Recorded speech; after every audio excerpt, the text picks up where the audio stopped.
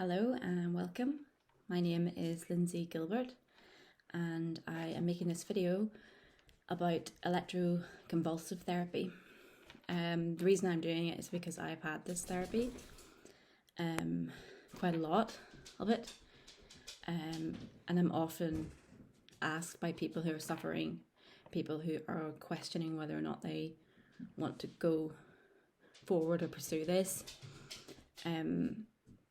You know, I get a lot of questions whenever I mention it on my Instagram or anywhere like that. Like seriously, a whole pile of instant messages will come in, or private instant messages, or people will just ask on the post. So I thought, I have looked on YouTube before, and I see people making videos about this. And there are lots of different viewpoints, and there are people who feel their lives have been ruined by this. And then there are people like me who feel like they have been saved by this. So bear that in mind.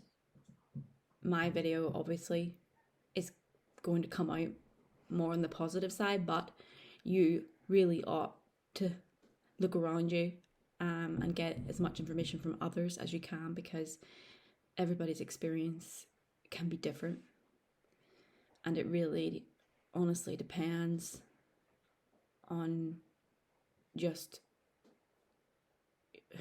how desperate you are, how sick, if you're at the end of your rope, you have tried so many other options, nothing is working for you, and you are completely and utterly depressed, and it is, you have no life, you basically have no life, no proper life, or no hope for any future when you tend to go for this kind of therapy. So it's obviously it's called electroconvulsive therapy, but more commonly it's shortened to ECT, or sometimes shock therapy. It has a very poor reputation. I think that's because in the past the use of it has been abusive. There's been lack of consent, and obviously the media, movies, they portray it always as something very frightening, negative. So you think One Flew Over the Cuckoo's Nest, Jack Nicholson gets it in that, and also more recently, I guess, Suicide Squad, where the Joker uses it on Harley Quinn, and he refers before he does it to him having had it before and how it has erased his memories. So there are mainly negative feelings about this therapy. And I guess it's hard to, even when it has had like a positive impact on your life, it's not something that you have like enjoyed. It's something that you've put yourself through to get to a better place. So point is, I'm just looking at some notes I've made because I'm not very adept at making these videos, and I'm just really rambling about my experience off the top of my head as if I were having a conversation with you. But obviously I'm going to post this on YouTube, and I'm going to check in the comments, and I will see if there's anything you have any further questions, or you want to ask me anything deeper about something that I've covered quickly, or anything at all. You can ask me there and I will respond. So again, like I said, this isn't not something that you just do lightly, and it's not just offered to you lightly either, or at least it shouldn't be. In my experience, I've been in and out of mental hospitals, on a lot of different types of drugs, and nothing was working. I was suicidal, but so depressed that I didn't even have the energy to act on my suicidal feelings and ideas. In the past, I've been a self-harmer, and to a very extreme extent, in that it was more like mutilation, and I would need sometimes between 40 and 50 stitches or staples every time I self-harmed. And that's the case to this day. I don't self-harm all the time, but if I get to something very stressful happens, or my mental health declines rapidly, but I have energy, I tend to turn to this self-mutilation, which is not always a suicide attempt, because like I said, when I'm actually completely suicidal, I do not even have the energy to do it. I'm so depressed, I can't get myself out of my bed or off the sofa. I just wish at those times, that I would fall asleep and just not wake up. I desperately hope for that, because I just didn't have the ability to get myself up and to go about the process of the suicide. So this, to me, I was tired of being in and out of hospital, and my teaching career was destroyed by this. I really felt completely desperate and hopeless when my psychiatrist in the hospital suggested electroconvulsive therapy. Now, we had a deep talks about it beforehand, and it is frightening, but I didn't really care if something bad was to happen to me during this ECT. I felt like this is win-win. Either it makes me feel better, or potentially, something terrible could happen during. I could just not have a bad cases, with the anesthetics, or something could go wrong. That was the sort of frame of mind at the time. But more desperate for something to go right, for it to make a difference. So then what happened was, I was taken around this ECT suite in the hospital. And this is an old hospital in Northern Ireland. And it's a bit, it's a bit depressing, because, it's so old, and you think about, people, I think really constantly very deeply about things, and I go down rabbit holes in my head. And I think about the people that were here before, etc., and the place doesn't look particularly clinical. It's an old ECT suite, but the staff were absolutely amazing, and the sister showed me, and my mum came with me around, and just to sort of explain, things to me, what everything was, where everything was, and how it would work. But I went ahead. I decided to go ahead, and you have to fill in consent forms, and they have to be absolutely certain that you consent to it every single time you get it. Every time you go in to the preparation room, they check that they have your consent. In the waiting room, I remember at once there was a woman who'd gone into the preparation room, and she was screaming, and she sounded like something, she sounded like she was being murdered. And the sister came out into the waiting room just to assure us that the lady was still consenting, but she was just really afraid, and they were doing their best to help her.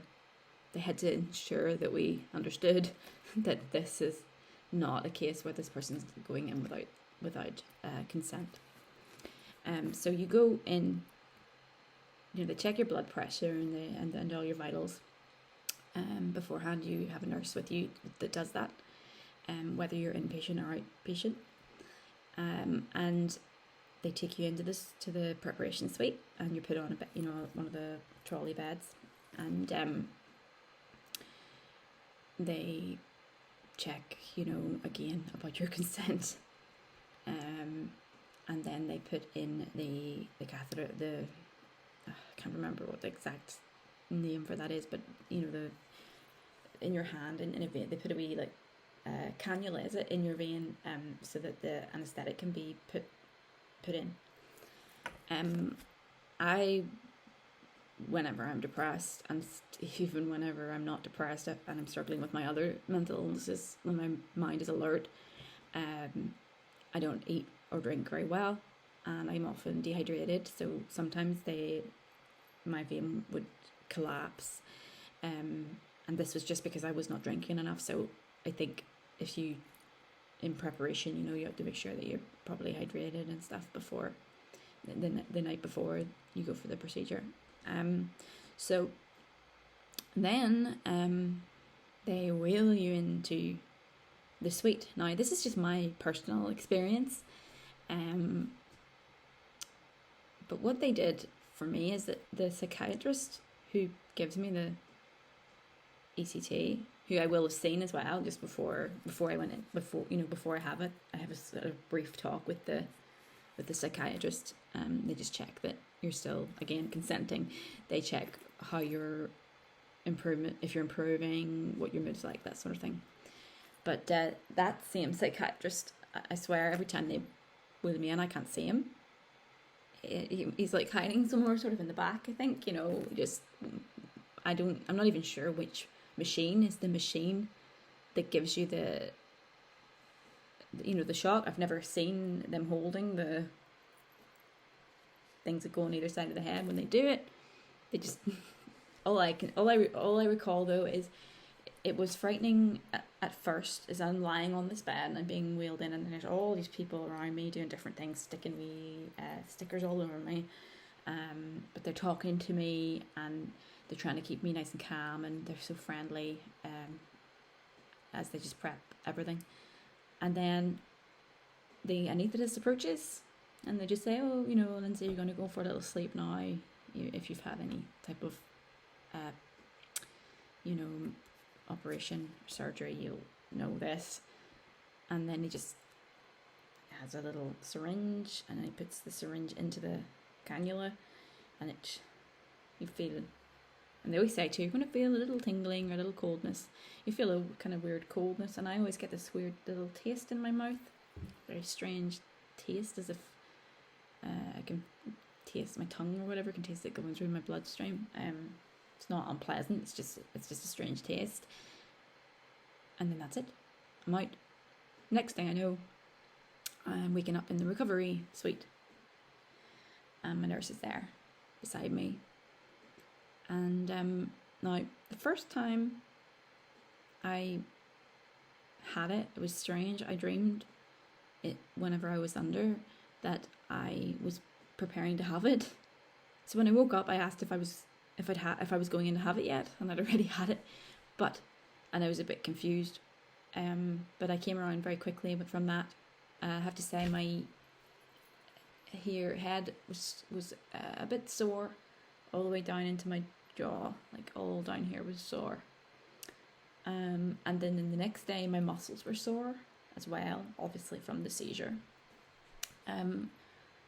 But whenever I had an intensive course to begin with, which was twice a week, and very, very quickly my body got used to it, and I was not feeling pain really. I didn't need painkillers afterwards or anything like that. And also my body came around quickly. I was able to move. Then they take you into a wee kitchen and give you something to eat.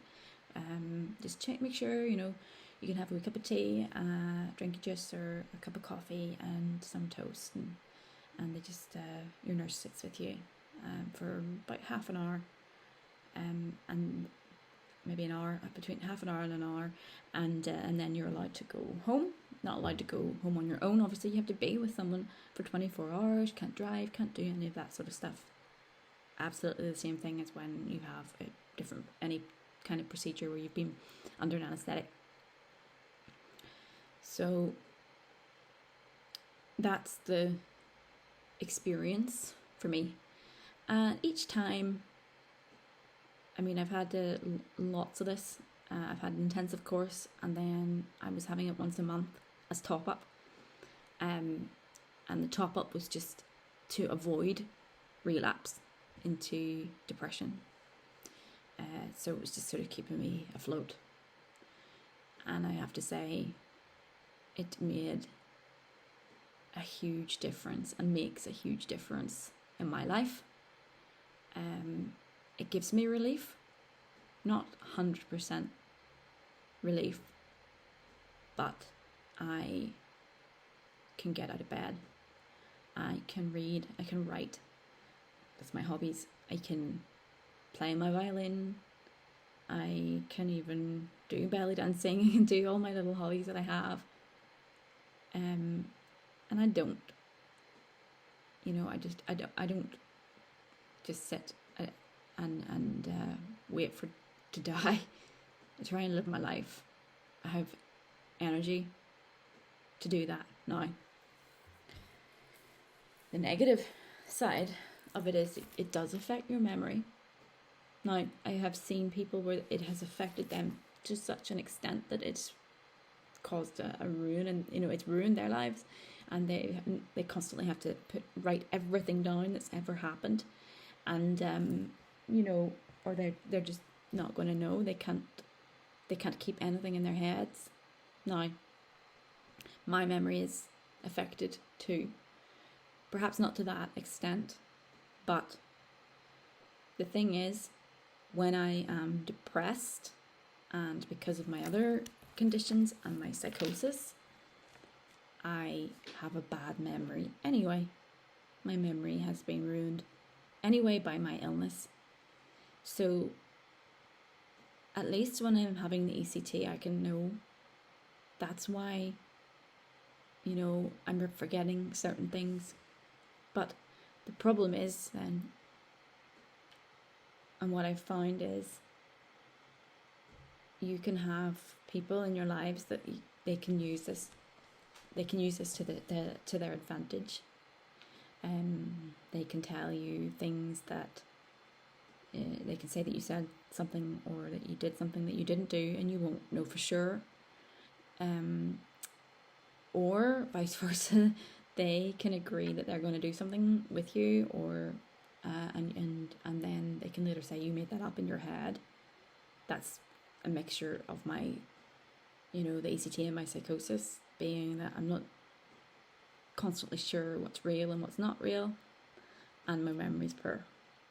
So what I find is that when this sort of thing happened to me, I just started recording conversations with the person, or people that are behaving that way, and then knowing for sure, oh, they said they would do this, and now they're backing out of it, pretending that, you know, you've made something up in your head. And I guess this is sort of a form of gaslighting, and you can become a victim easily of people when you're in this sort of state, because you're very vulnerable.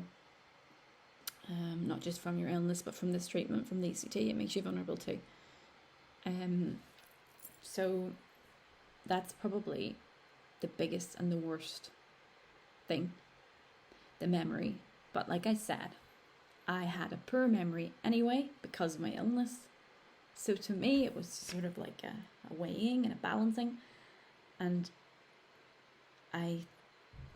for me, it came out that I needed to have the therapy to live my life.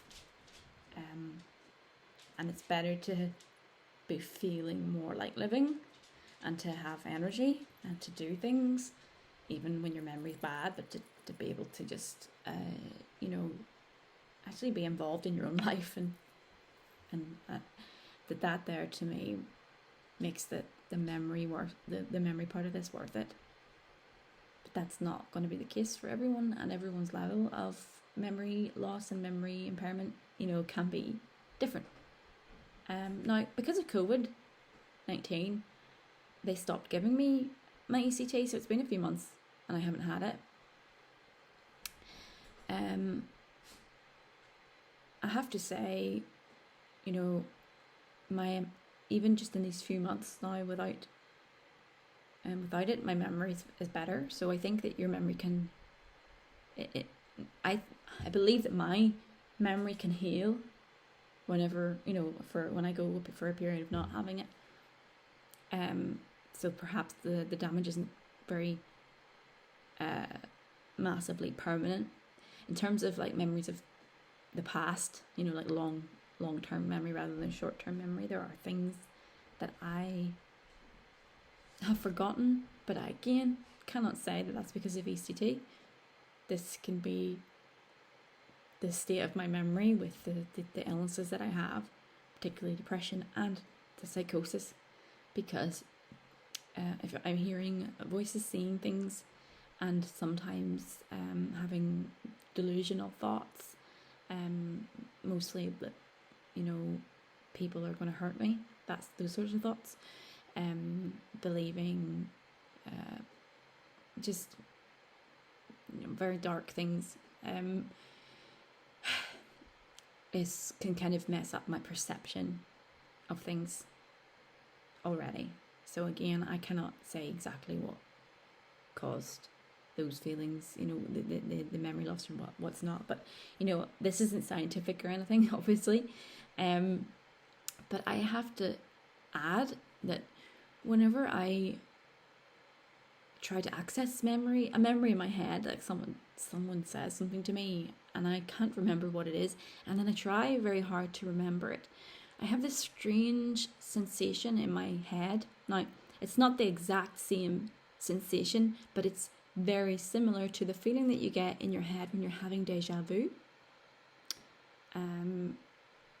I was once told, or I once read that, some scientists propose that deja vu is when your brain is processing, it's saving something that's happening at that moment into your long-term memory files, as it were, in your brain as it's happening. So it's very, very fast. It gives you this sensation that this has happened before because it's being stored as it's happening. I don't know, that makes a lot of sense to me, but I've no idea if that's true or not, or if there's been more research on this. But I mean, the brain is a computer, a massive computer that we do not have very much understanding of at all, which, I mean, it's amazing, and that can be a wonderful thing, but it can also be an absolute nightmare, because when it comes to my psychosis, my depression, particularly though the psychosis and the psychotic depression side of things, is that my brain is making up whole voices all around me that I can hear from the outside, not inside my head, like people I can hear from outside, people I kind of hear from different parts of the room, and it sometimes is making visions of things, like as if they're really there. This is just my brain's, it's obviously effed up, and it's something's going very badly wrong in there, and this is happening, but it's my brain that's creating it, and to me that is terrifying, but also amazing, just to think about why it is happening and what our brains are capable of, and maybe hope for the future when we understand these things better than we do now, that people won't have to suffer the way that they do now with these sorts of illnesses. So I think that's everything that I wanted to cover about this. I think, again, you need to go and research yourself, and you need to take into account lots of different people's experiences, because you don't know what yours is going to be, and be as prepared as you can. So this has been my take on it, and for me it's a positive thing. It's not, obviously, it's not something that I enjoy going through, but I enjoy the benefits of this, at keeping my depression at bay. Like, it's depression is this monster. That's my dog in the background, by the way. She's decided to start playing. But yeah, I it's a bit, this, to me, the benefits outweigh the cons, and it keeps it at bay. It keeps this monster at bay for me. That's why I was having it once a month, just to keep the depression away. But now I'm taking a little break, and I'm feeling actually, okay. It's the other issues that are causing problems for me at the minute, like the psychosis and OCD and those types of things that become more, I don't know, whenever I'm alert and I'm not depressed, these things, they become terrifying to me and very difficult to manage. When I'm depressed, they are there, but I actually couldn't care less that they're there, and I don't feel as afraid, and I don't feel as pushed around. I just feel nothing, and I don't care. So again, there's pros and there's cons to everything here, and there's just, you have to figure out a way to manage your illnesses here the best way that you can. I don't think that they always go away. I don't think that that recovery is necessarily a thing that is there for everyone, because what are you recovering? There's no well me that can be recovered. I have had to manage illnesses like this. I've had to manage this since I was very, very young. So to me, it's not recovering, it's managing and living the best life that you can. Understanding your illnesses, understanding what helps, understanding what makes it worse, and just listening to your body, listening to what it's telling you is right for you, and what's wrong for you. So I can't tell you the ECT is right for you. I can only give you my experience, which I've done, and my experience is different, like I said, from everyone else's. So that's really all I can say. And again, just if you want any more information or have any specific questions for me, I'm happy to answer them in the comments section. Thank you. Have a good day.